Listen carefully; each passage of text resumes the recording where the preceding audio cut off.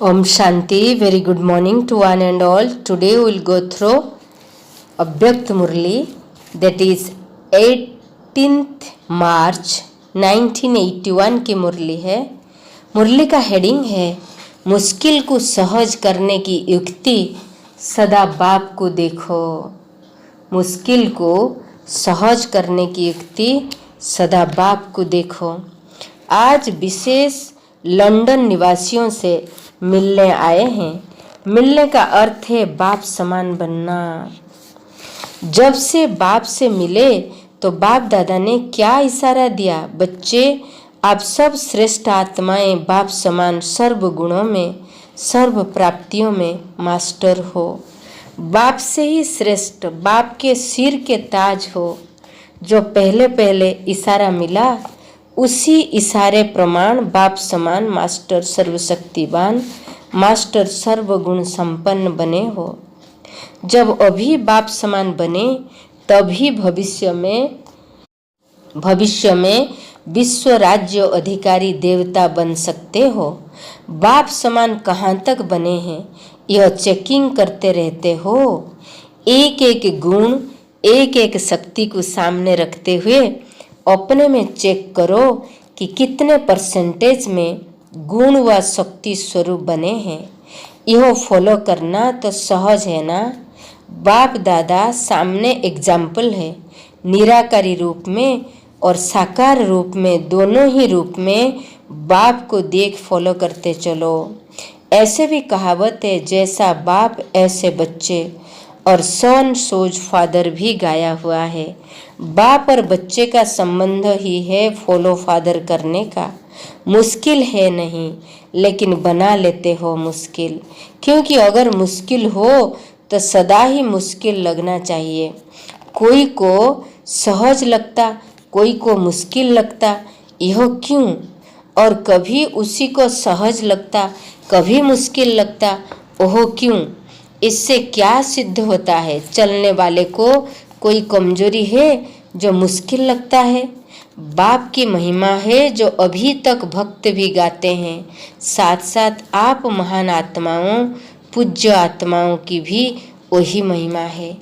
याद है वह कौन सी महिमा है? कोई भी मुश्किल कार्यों आत्माओं के ऊपर आते हैं तो किसके पास जाते हैं? बाप के पास या आप देव देवताओं के पास? जो औरों की भी मुश्किल को सहज करने वाले हैं वो स्वयं मुश्किल अनुभव कैसे करेंगे? मुश्किल अनुभव करने के समय विशेष कौन सी बात बुद्धि में आती है जो मुश्किल बना देती है? बहुत अनुभवी हो ना। बाप को देखने के बजाय बातों को देखने लग जाते हो। बातों में जाने से फिर कई क्वेश्चन उत्पन्न हो जाते हैं। अगर बाप को देखो जैसे बाप बिंदु है, ऐसे ही हर बात को बिंदु लगा दो।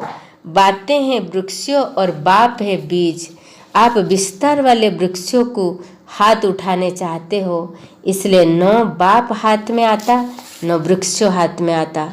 बाप को भी किनारे कर देते हो और वृक्षों के विस्तार को भी अपनी बुद्धि में समा नहीं सकते हो। जो चाहना रखते हो वह न पूरी होने के कारण दिल शिकस्त हो जाते हो। जो चाहना रखते वो पूरी न होने के कारण दिल शिकस्त हो जाते। दिल शिकस्त की मुख्य निशानी होगी बार बार किसी न किसी को, चाहे परिस्थिति की चाहे व्यक्ति की शिकायत ही करते रहेंगे। दिल शिकस्त की निशानी है बार बार कोई परिस्थिति हो, कोई व्यक्ति उसकी शिकायत करते रहेंगे, और जितनी शिकायतें करते उतना ही खुद आपे ही फंसते जाते हैं। क्योंकि यह विस्तार एक जाल बन जाता है।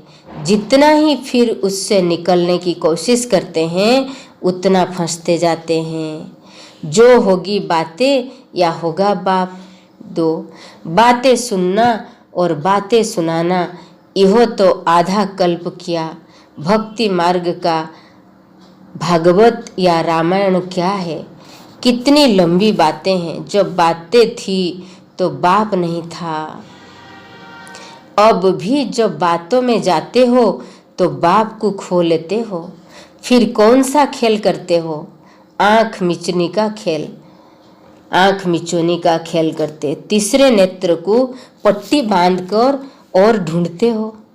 बाप बुलाता रहता और आप ढूंढते रहते हो। तीसरे नेत्र में पट्टी। आखिर क्या होता? बाप स्वयं ही आकर स्वयं को साथ दिलाते हैं। मिलता नहीं है आंख मिचोली खेलों में भी। ऐसा खेल क्यों करते हो? तीसरा नेत्र में पट्टी बांधकर फिर बाप पुकारते और आप चले जाते हो दूसरे साइड।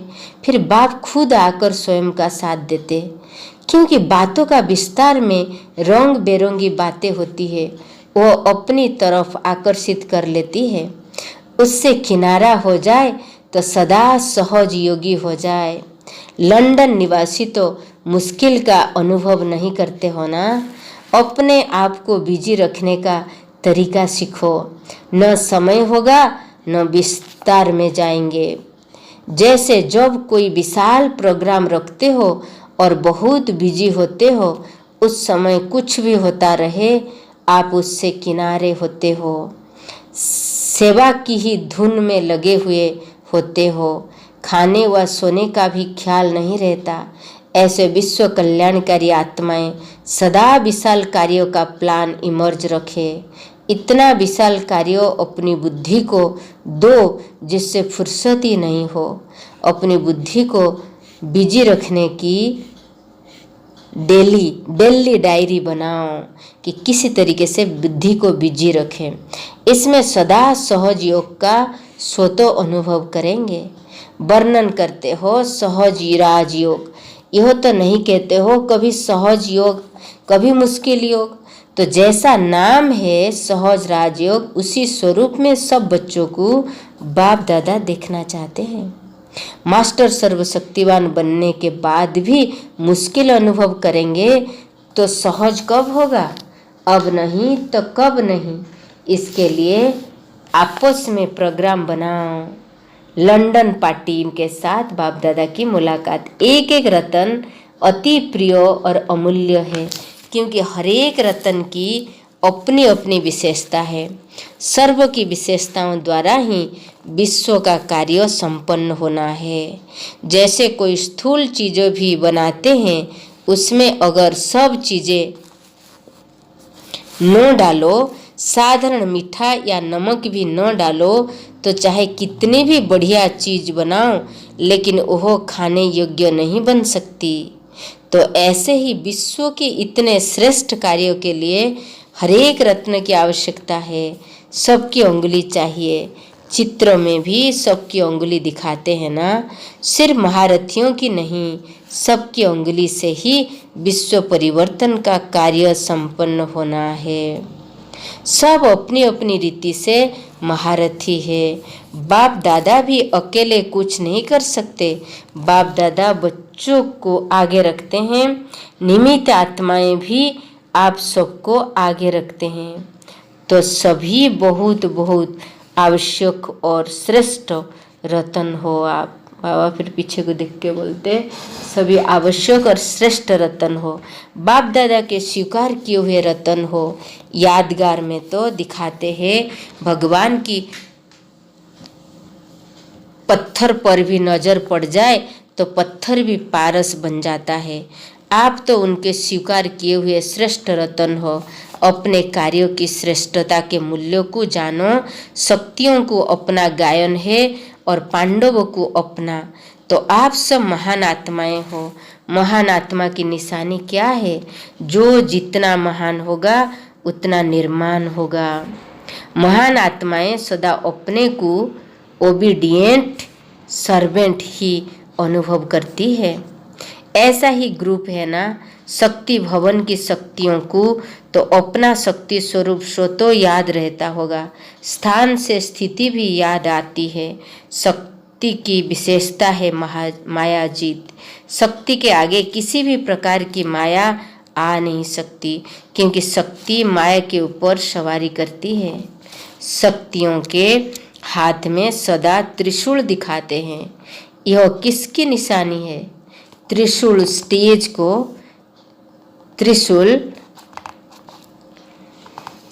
की स्टेज की निशानी है, त्रिशूल है स्टेज आपकी स्थिति। संगम युग के जो टाइटल है मास्टर त्रिमूर्ति, त्रिनेत्री, त्रिकालदर्शी और त्रिलोकीनाथ, यह सब स्थिति की निशानी इस त्रिशूल में आ जाती है। त्रिमूर्ति, त्रिनेत्री, त्रिकालदर्शी, त्रिलोकीनाथ, ये सब त्रिशूल का अर्थ है। तो यह स्टेज स्मृति में रहती है। निरंतर को अंडरलाइन करो, सदा निरंतर रहता है या कभी कभी। बहुत अच्छा भाग्य बनाया है जो विश्व के वायुमंडल से किनारे किया। बाप दादा भी बच्चों के भाग्यों को देख खुश होते हैं। सदा अपने को पूज्य आत्माएं समझकर चलते हो। पूज्य आत्माएं अर्थात महान आत्माएं, महान बनने की विशेषता है। सदा अपने को मेहमान समझ चलना। जो मेहमान समझकर चलता है वही महान पूज्य बन जाता है। क्यों ना, क्योंकि त्याग का भाग्य बन जाता है। मेहमान समझने से अपने देह रूपी मकान से भी निर्मोही हो जाते हैं। मेहमान का अपना कुछ नहीं होता, सब कुछ होता भी है लेकिन अपनापन नहीं होता मेहमान का, क्योंकि जाना है मेहमान।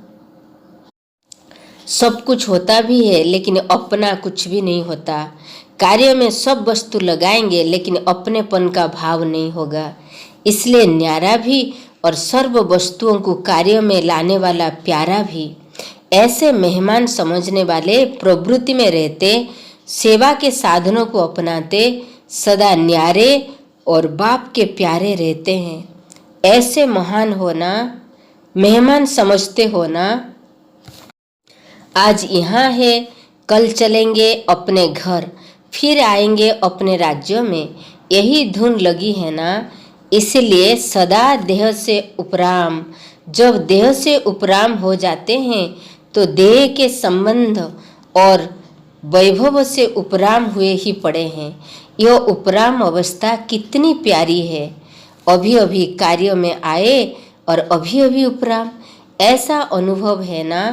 आपके जोड़ चित्र पूज्य रूप में मंदिरों में रखते हैं, लेकिन भक्ति में भी संगम की उपराम स्टेज की परंपरा चली आती है। मंदिर लक्ष्मी नारायण का, लेकिन लक्ष्मी नारायण अपना समझेंगे। उपराम है ना। जोड़ चित्र जो पूज्य बनते हैं उन्होंने भी अपनापन नहीं, तो चैतन्य पूज्य आत्माएं, उनमें भी सदा मेहमान वृत्ति। जितनी मेहमान की वृत्ति रहेगी उतनी प्रवृत्ति श्रेष्ठ और स्टेज ऊंची रहेगी। लंदन निवासी नाम मात्र कहा जाता है, लेकिन है सब मेहमान। आज यहाँ है, कल वहीं होंगे। आज और कल दो शब्द में सारा चक्र स्मृति में आ जाता है। ऐसी महान आत्माएं पूज्य होना। लंदन निवासियों का निश्चय और उमंग बहुत अच्छा है। कमजोर आत्माएं नहीं है।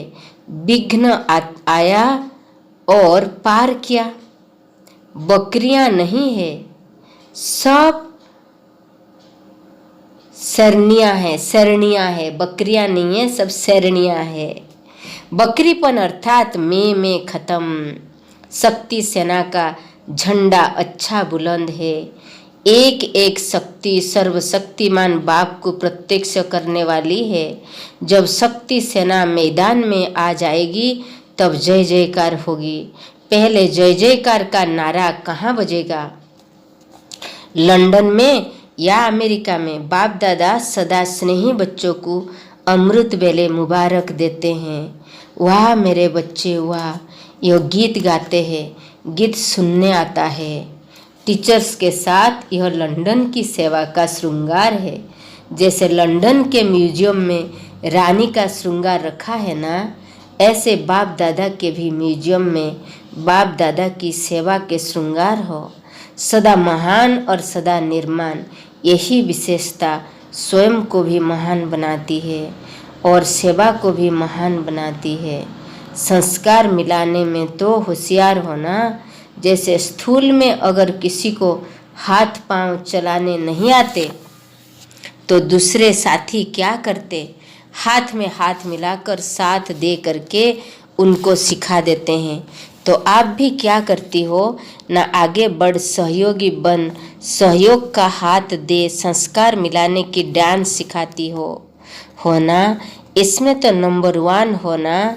इसी विशेषता के आधार पर जो सबसे ज़्यादा संस्कार मिलने की डांस करता, बाप का सहयोगी बनता, वही फर्स्ट जन्म में श्री कृष्ण के साथ हाथ मिलाकर डांस करेगा। डांस करनी है ना, संस्कारों की रास मिलाने का सबसे सहज तरीका है, यही है सबसे बड़ा डांस, संस्कार की रास मिलाना। स्वयं नम्रचित बन जाओ और दूसरों को श्रेष्ठ सीट दे दो। स्वयं नम्रचित बन जाओ और दूसरों को श्रेष्ठ सीट दे दो। उनकी सीट पर बैठाएंगे तो वो आपको स्वतः ही उतर कर बिठा देंगे। अगर आप बैठने की कोशिश करेंगे तो वो बैठने नहीं देगा, लेकिन आप उसे बैठाएंगे तो वो आप पे ही उतर कर आपको बैठाएगा। तो बिठाना ही बैठना ही हो जाएगा। पहले पहले का पाठ पक्का हो, फिर संस्कार सहज ही मिल जाएंगे, सीट भी मिल जाएगी, रास भी हो जाएगी और भविष्य में भी रास करने का चांस मिल जाएगा। तो कितनी सहज बात है। लंदन का सच्चा सेवाधारी ग्रुप है।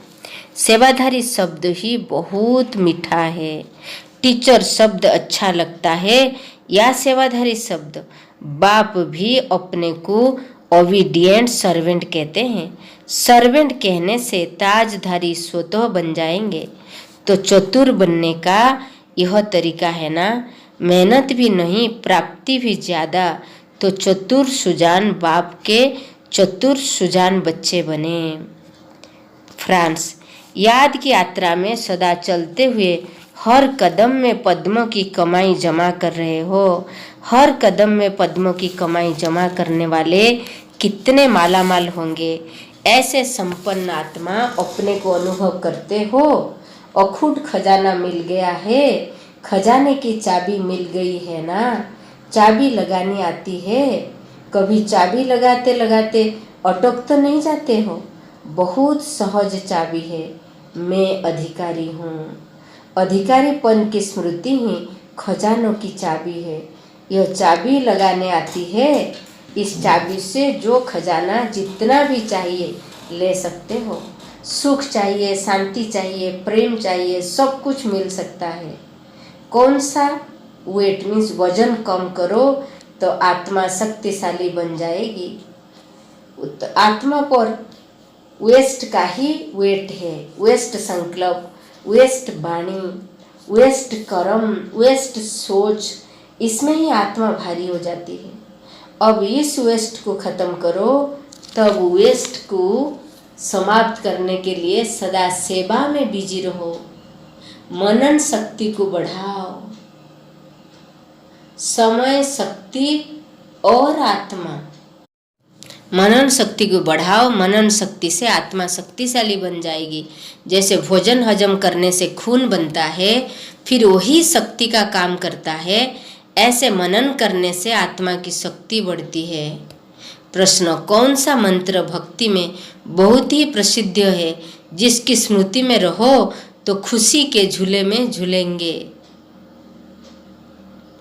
खुशी के झूले में झूलते रहेंगे।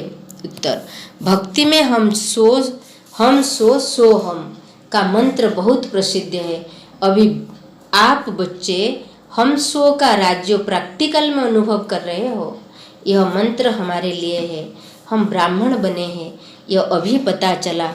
अब देवताओं के चित्र देखकर बुद्धि में आता, यह हमारे ही चित्र है। यही वंडर है। इसी स्मृति में रहो तो खुशी के झूले में झूलते रहेंगे। इसी स्मृति में रहो तो खुशी के झूले में झूलते रहेंगे। तो बाबा ने आज क्या क्या बताया?